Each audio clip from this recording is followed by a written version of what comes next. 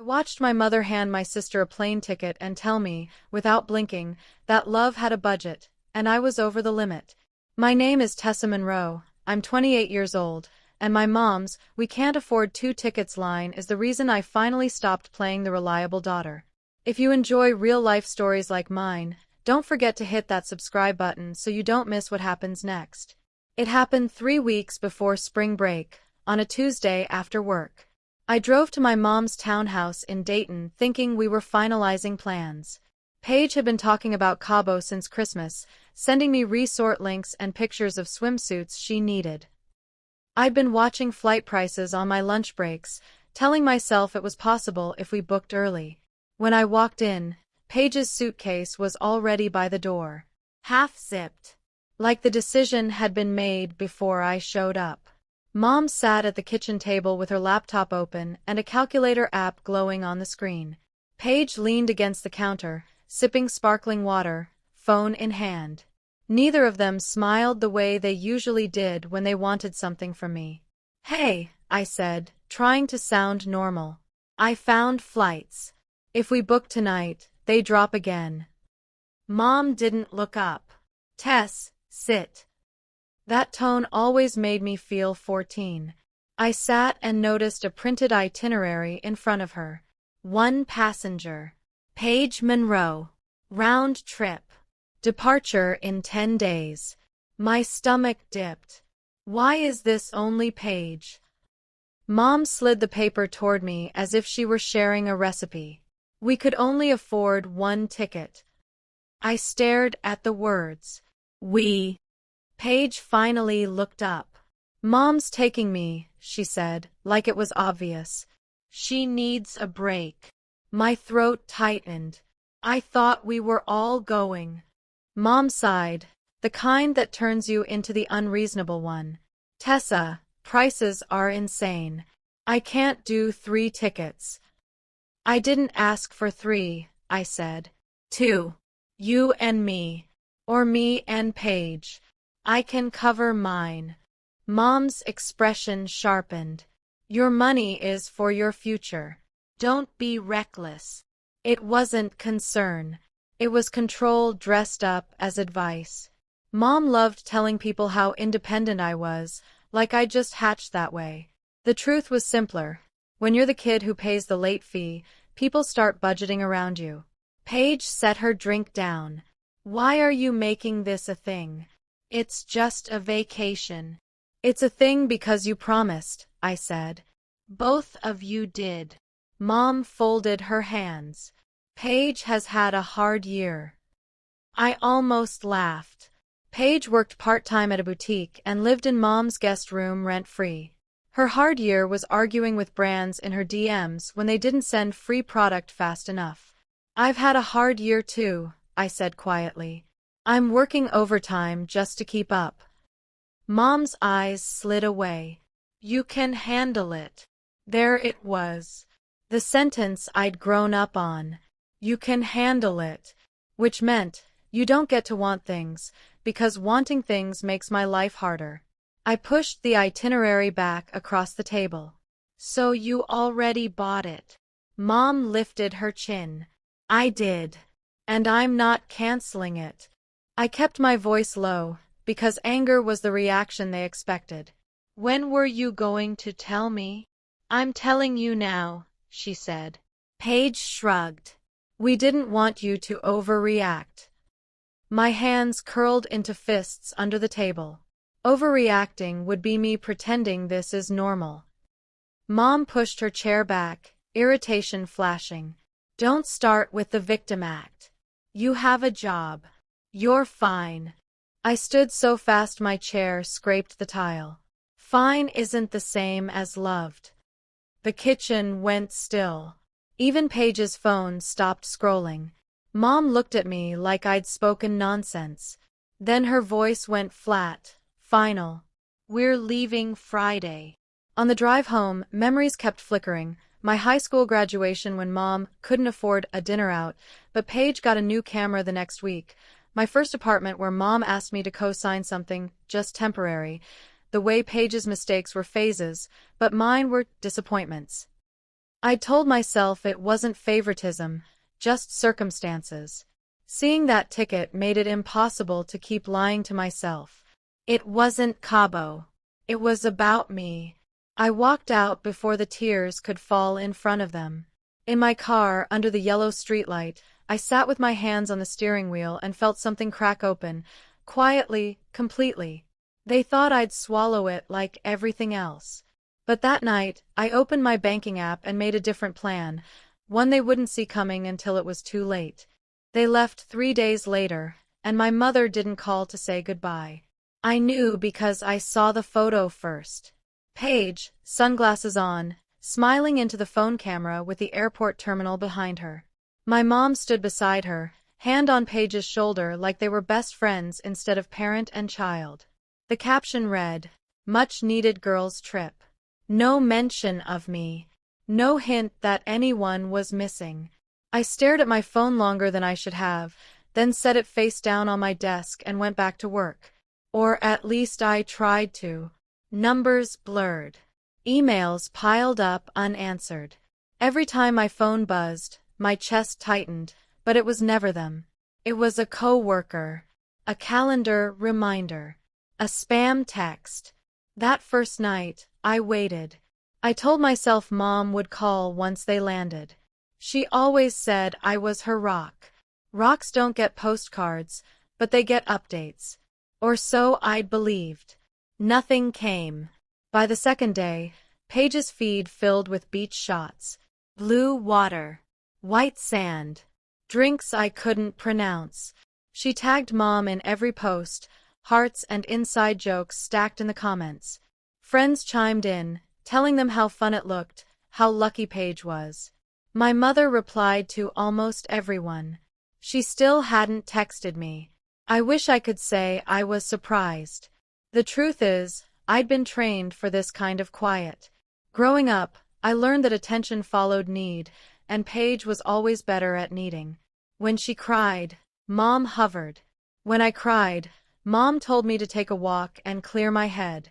When Paige forgot her homework, it was a misunderstanding. When I forgot anything, it was a lesson. On the third night, I stopped checking.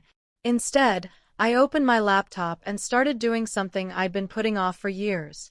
I pulled my credit report, then my bank statements, then every shared account I still had tied to my mother's name.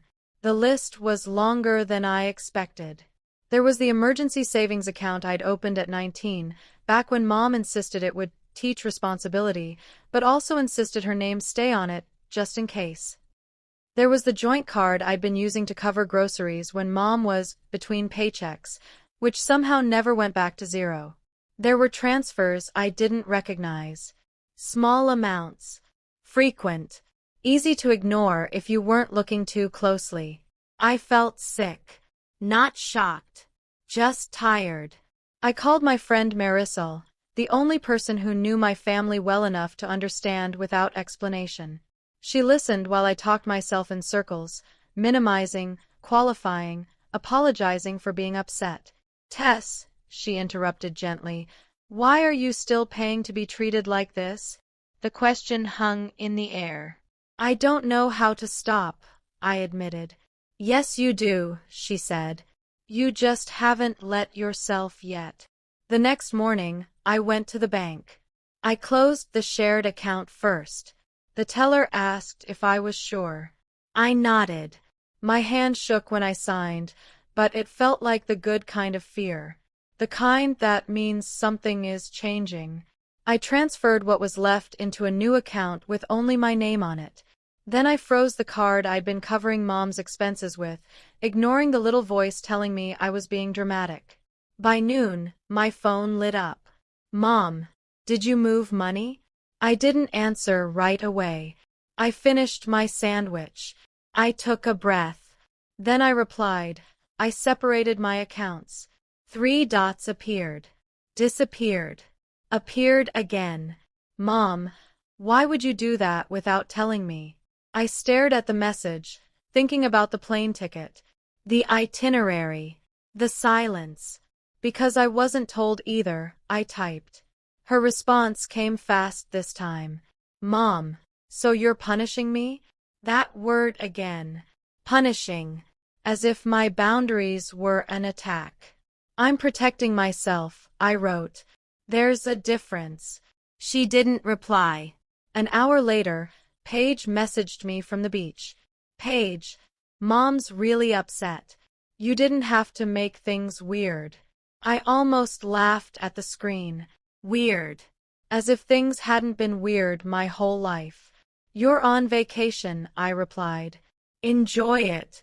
She left me on read. The rest of the week passed quietly. No more texts.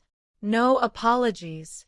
Just Paige's posts and my mother's comments, like a performance I'd finally stepped out of. By the time they came back, sunburned and glowing, something in me had settled. I wasn't angry anymore. I was clear.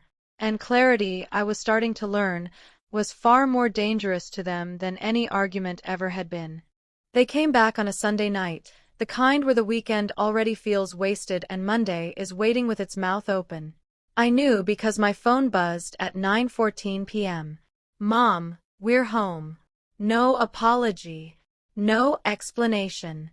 Just a statement, like a door closing. I didn't respond. Not because I was trying to make a point, but because I didn't know what to say anymore. Every reply I drafted sounded like an argument I'd already lost 100 times. The next morning, Paige posted one final photo. A sunset shot from the plane window. Back to reality, she wrote, with a broken heart emoji. Mom commented underneath, best memories. I stared at the words longer than I meant to, then muted them both. 2 days passed. Then 3. On Thursday evening, my doorbell rang. I hadn't been expecting anyone. When I opened the door and saw my mother standing there with a tote bag and a tight smile, my chest tightened instinctively, like it always did. Can I come in? She asked. I stepped aside. She walked through my apartment slowly, eyes scanning everything. The couch I bought secondhand. The small dining table. The framed print on the wall I'd splurged on because it made me happy. She nodded to herself like she was taking inventory. You could use more light in here, she said. I closed the door. Why are you here, Mom? She turned, startled by the directness. Then she sighed and set her bag down. I don't like how things were left. Neither do I. She crossed her arms. You embarrassed me. I blinked. How? At the bank, she said. They called to confirm changes. I had to explain. I let out a slow breath. You didn't mind embarrassing me at the kitchen table. That's different, she snapped. Is it? She looked away. Paige noticed the tension. She doesn't need that right now. There it was. Even now, the priority was her comfort. I'm not doing this to punish you, I said carefully. I needed to separate my finances. You've always been dramatic about money, she replied. You act like we've taken advantage of you. I walked to the counter and pulled out a folder I'd prepared the night before. I hadn't planned to show it to her yet, but something told me it was time. I pulled my statements, I said, sliding it across to her. These are transfers from my account to the joint card. Over the last 2 years. She barely glanced at it. That was for groceries. Utilities. You know things have been tight. It adds up to almost $9,000, I said. Her head snapped up. That can't be right. It is. She flipped through the pages now, faster, irritation creeping in. You never said anything. I did, I said quietly. You told me not to worry. She slammed the folder shut. Families help each other. Yes, I agreed. But families don't lie about plane tickets. Silence fell between us. Finally, she said, Paige needed that trip. And I didn't. She hesitated. Just a fraction too long. You're stronger, she said. You always have been. I laughed, short and sharp. That's not a compliment. Her face hardened. I raised you both the same. No, I said. You raised Paige to be protected. You raised me to be convenient. She stood abruptly. I didn't come here to be attacked. I didn't invite you here to be honest, I replied. But here we are. For the first time, I saw uncertainty cross her face. Not guilt. Fear. The kind that comes when someone realizes their usual tools aren't working. What do you want? She asked. I thought about it. About how many years I'd spent wanting fairness, acknowledgement, love that didn't come with conditions. I want space, I said. Real space. Financially and emotionally. Her lips pressed together. So that's it? You're cutting us off. I'm stepping back, I said. There's a difference. She picked up her bag, movements stiff. Your sister will be devastated. I'm not responsible for managing her feelings, I said. She paused at the door. You've changed. I nodded. I hope so. After she left, I sat on the floor and let the quiet settle. My hands were shaking, but underneath that was something steadier than fear. Relief. That night, Paige texted me for the first time since the trip. Paige, Mom said you're mad at us. I stared at the screen, then typed back. I'm not mad. I'm just done pretending. A minute passed. Paige, so what, you're just going to abandon us? The word hit hard. Abandon. I've been here the whole time, I wrote. You just didn't notice because I was busy holding everything up. She didn't reply. A week later, my mother stopped by again. This time, she didn't come inside. She stood on the walkway, arms folded against the wind. I spoke to a financial advisor, she said without preamble. He said it's not appropriate for parents to rely on their children long-term. I almost smiled. It was the closest thing to accountability I'd ever heard from her. I'm setting up a payment plan, she continued, to pay you back. That's not why I did this, I said. I know, she replied. But it's overdue. We stood there awkwardly. No hugs. No neat resolution. As she walked away, I realized something important. For the first time in my life, my absence was being felt.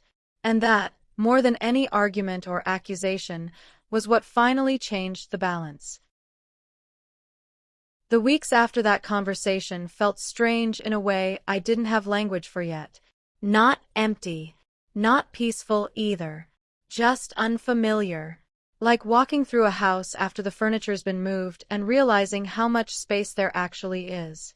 My mother kept her word about the payment plan. The first transfer showed up on a Monday morning with a memo that read repayment. No apology attached. No explanation. Just money moving in the opposite direction for once. I stared at the notification longer than I needed to, then closed the app and went to work. It didn't make me happy. It made me feel seen, and that was new. Paige stayed quiet. Too quiet. Normally, she filled silence with drama or need, but this time there was nothing. No memes. No vague posts. No accidental likes on old photos. I told myself not to check her social media, then checked anyway. She'd stopped posting almost entirely. When she did, it was generic. Coffee cups. Sky shots. No commentary. No performance. I didn't know what to make of it. At work, things shifted too. Without the constant background anxiety about money, I noticed how much energy I'd been spending bracing myself. I spoke up more in meetings. I asked for projects I would have passed on before. When my manager asked if I'd consider applying for a lead role opening later in the year, I said yes without downplaying it. That answer surprised both of us. One Friday night, Marisol came over with takeout and wine. We sat cross-legged on my living room floor, curtains open, talking about everything and nothing. At some point, she asked, "Do you miss them?" I thought about it, honestly. "I miss who I thought they were," I said. "Or who I kept hoping they'd become." She nodded. "That's usually the hardest part." The next call came from my mother 2 weeks later. I almost didn't answer. Not because I was scared, but because I'd learned I didn't owe immediacy anymore. When I did pick up, her voice sounded tired. "Paige is struggling," she said. I waited. "She didn't tell me at first," Mom continued. "But things didn't go the way she expected." "With the trip?" I asked. "With everything," she said. Brands pulled back. One of them asked questions about the vacation, about who paid. She didn't know how to answer. I closed my eyes. I'd wondered if this moment would come. "She's embarrassed," Mom added. "She feels like people see her differently now." I kept my voice even. "And what do you want me to do?" There was a pause. "I thought maybe you could talk to her." I thought about the years I'd been asked to smooth things over, to translate feelings, to be the bridge. "I can talk," I said slowly. "But I'm not fixing anything for her." "That's fair," Mom said, and for once, it didn't sound defensive. Paige called me the next day. Her voice was quieter than I remembered, less practiced. "I didn't know," she said after a few awkward minutes. "Didn't know what?" "That Mom was using your money," she said. "I swear." I thought it was just savings or something. I believed her. Not because she was innocent, but because she'd never needed to look closely before. "I should have noticed," she said. "I just didn't." I didn't rush to reassure her. Not noticing doesn't make it hurt less. "I know," she said. Her voice cracked. "I'm sorry." It wasn't a grand apology. It didn't undo anything, but it was real. We talked for almost an hour. About expectations. About how being favored can warp you without you realizing it. About how being the responsible one teaches you to disappear. "I don't know who I am without Mom managing everything," Paige admitted. "That's something you get to figure out," I said. "Not something I can do for you." After we hung up, I felt lighter. Not because everything was resolved, but because I'd finally spoken without editing myself for comfort. That winter, I booked my own trip. Nothing extravagant. A small coastal town. A week off. I paid for it myself, without telling anyone until after it was booked. The night before I left, my mother texted, "Have a good trip." No guilt. No commentary. Just that. Standing on the beach a few days later, wind tugging at my jacket, I thought about the lie I'd been told my whole life. That resources were scarce. That love had limits. That fairness was unrealistic. What I was learning instead was simpler. Scarcity had been a choice. And so was change. When I came back, I didn't rush to reconnect. I let relationships rebuild at their own pace, if they were going to rebuild at all. I stopped being the automatic yes, the backup plan, the quiet solution. And in that space, something unexpected happened. I started to like myself more. Not the version of me who held everything together. The version who knew when to let go. The first real test came the following summer, almost a year after the trip that changed everything. Mom invited both Paige and me to dinner. Just the three of us. No agenda mentioned, which in my family usually meant there was one. I almost said no out of habit, then stopped myself. I wasn't avoiding anymore. I was choosing. Her townhouse looked the same, but felt different. Fewer decorative pillows. No fresh flowers staged for photos. Mom hugged me a second longer than usual, like she wasn't sure I'd let her. Paige hovered near the counter, hands wrapped around a glass of water, nervous in a way I'd never seen before. Dinner passed quietly. Too quietly. Then Mom cleared her throat. "I wanted to talk about something," she said. "Together." Paige looked down. I waited. "I've been in counseling," Mom continued. The words sounded foreign in her mouth. "It was suggested after everything." I didn't comment. This wasn't my moment to validate or dismiss. "I didn't realize how much I leaned on you, Tessa," she said. "Or how uneven things became. I told myself it was practical, that you were capable. But that doesn't make it fair." My chest tightened, not with relief, but with something heavier. Recognition. Paige spoke next, voice trembling. "I didn't notice because I didn't have to. And that's on me." I met her eyes. "Yes," I said simply. Mom nodded. "I'm not asking for things to go back to how they were." Good, I thought. Because they can't. "I'm asking for a chance to build something different," she finished. I considered that. The old me would have rushed to reassure, to smooth the moment. This version took her time. "I'm open to different," I said. "But not to pretending nothing happened." Mom swallowed. "Understood." We didn't hug afterward. We didn't cry. We washed dishes together, side by side, talking about neutral things. It felt unfinished, but honest. Over the next few months, patterns shifted slowly. Mom stopped calling me first when something went wrong. Paige started handling her own bills. I noticed because she complained about it. A lot. But she didn't ask me to fix it. I took the lead role at work that fall. More responsibility. Better pay. I didn't announce it to my family. I celebrated with friends instead. That felt important. Paige came to visit my apartment one afternoon, sitting on my couch like a guest instead of an extension of Mom. She looked around, really looked. "You built this," she said. "Yes," I replied.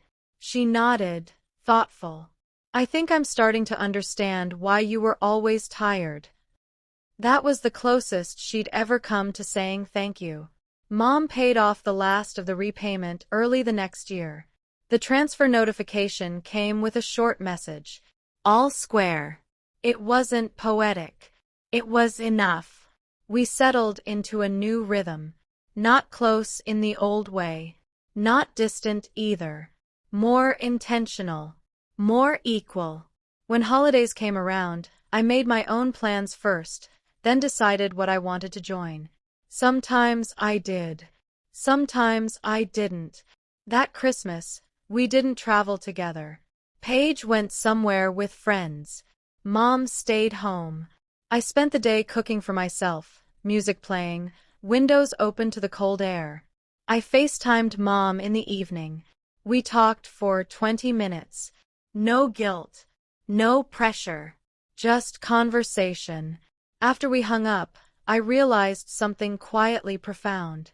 I no longer felt responsible for anyone else's happiness. That shift changed everything. Looking back now, it's easy to see that the vacation wasn't the betrayal. It was the evidence. The proof I needed that love without balance turns into entitlement, and responsibility without boundaries turns into invisibility. They couldn't afford 2 tickets because they'd never planned to. Not really. There was always an assumption about who would absorb the cost. This time, I didn't. If there's a lesson in all of this, it's not about money or trips or favoritism, though those matter. It's about noticing patterns before they harden into identity. It's about asking yourself who benefits when you're always the one who can handle it. Being dependable is not the same as being disposable. I didn't lose my family when they came back from that vacation. I found myself. And that, finally, felt like something worth paying for.